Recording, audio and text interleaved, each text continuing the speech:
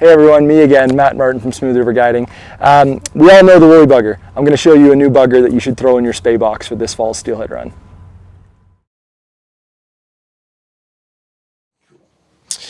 All right, some swing flies are really complicated and they're really flowy and they're big, but in clear water, it's not a bad idea to go muted colors, maybe with a hot spot, a smaller pattern, and think simple. We're going to tie basically a woolly bugger that I fish that's tied a little bit different to create a bit more of a swingy profile, a little bit more movement.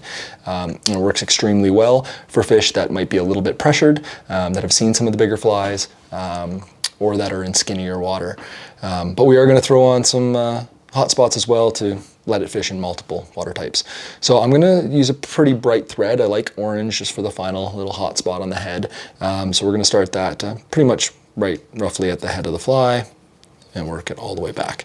The fly is basically a woolly bugger.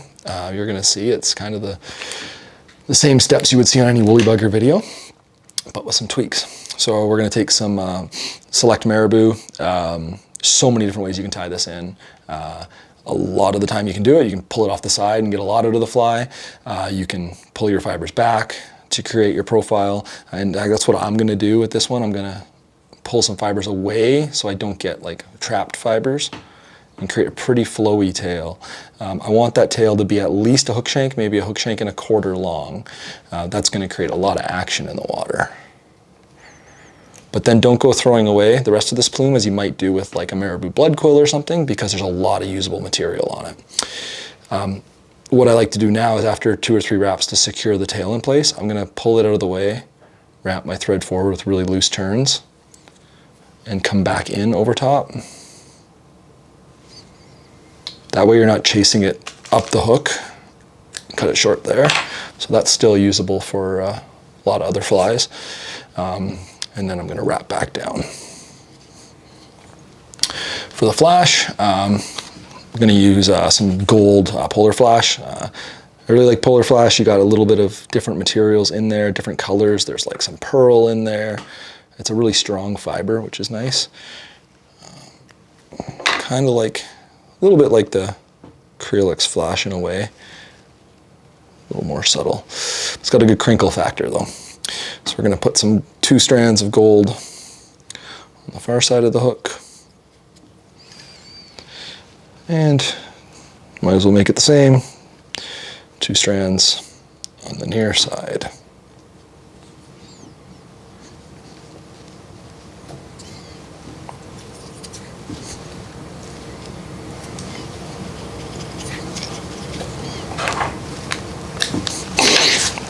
All right, I'm going to do a really like webby schlappen feather for this instead of like a traditional kind of neck hackle. So get a really webby olive, or again, whatever color you want, hackle.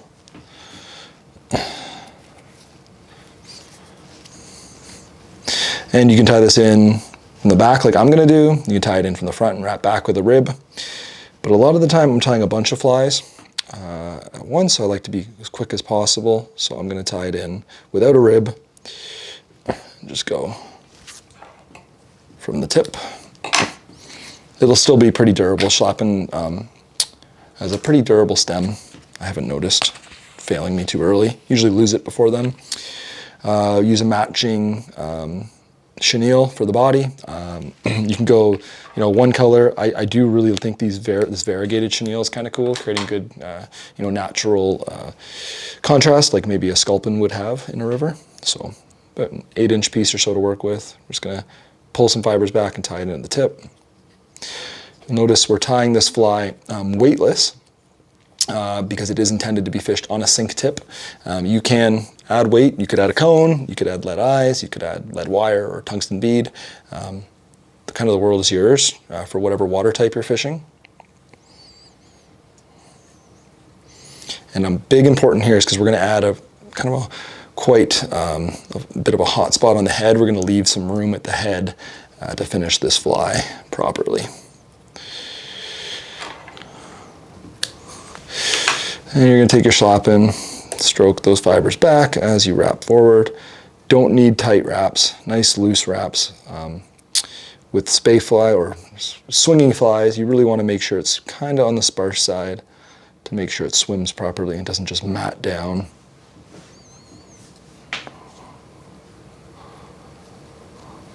On your hook shank. Cool.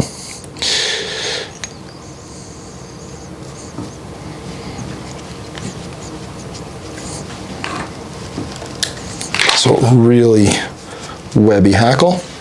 And you're going to add a little bit more of a spay kind of action by using pheasant rump in a corresponding color. You can use contrasting, corresponding, but I like olive all around on this fly.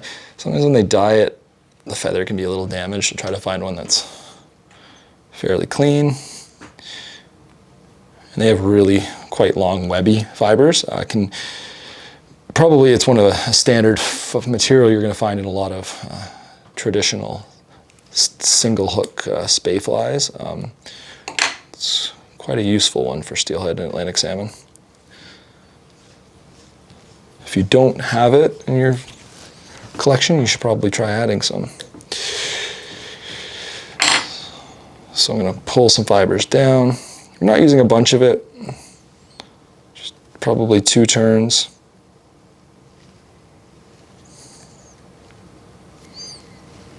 It's quite a flowy feather, but it does have some stiffness to it, unlike the schlappen, which is going to collapse a bit. This will give it some life while it's coming through the run.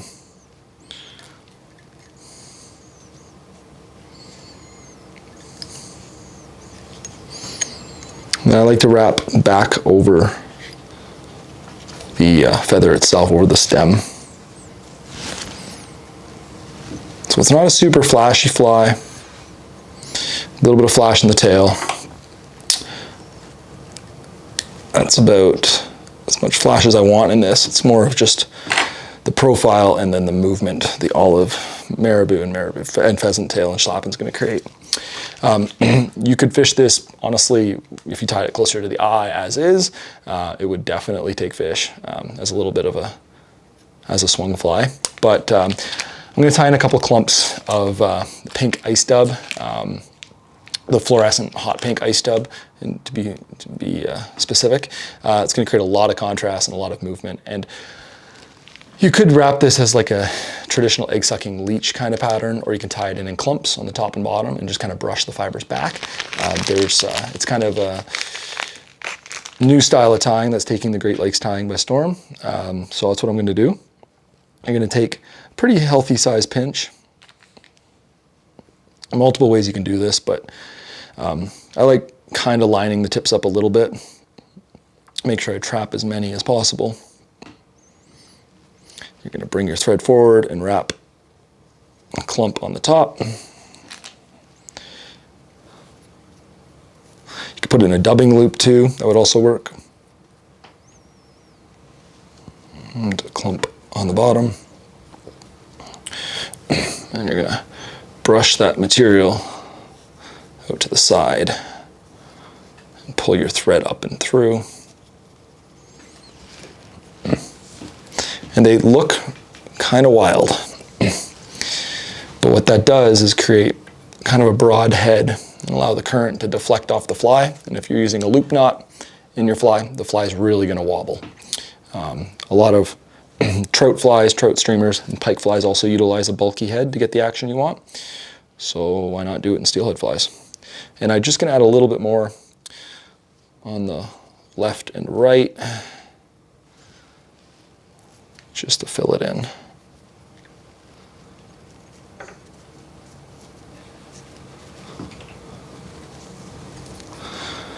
I'll utilize some bead chain in here as well, if you want.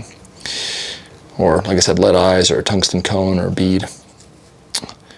But that has been a very successful fly when conditions are clearing.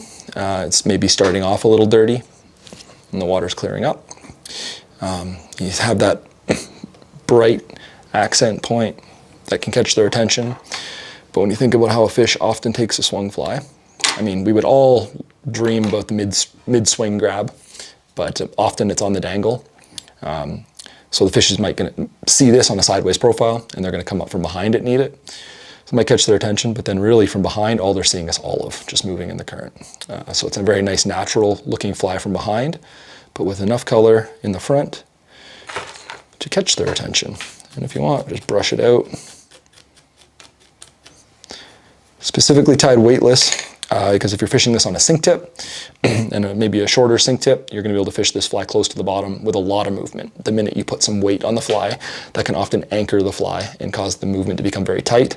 This will allow it to move side to side an inch or two in the current.